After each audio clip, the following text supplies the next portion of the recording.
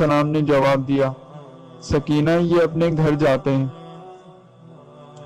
تو رو کر کہتی، بھیا ہم اپنے گھر کب جائیں گے؟ پھر ایک رات سکینہ نے اپنے بابا کو خواب میں دیکھا اور روتے ہوئے اٹھی اور کہنے لگی، بابا آئے تھے، وہ مجھے لینے آئے ہیں، اور رونے لگی۔ یزید ان کے رونے کی وجہ سے تنگ ہوتا اور کہتا، اس بچی کو چپ کراؤ یا مار دو۔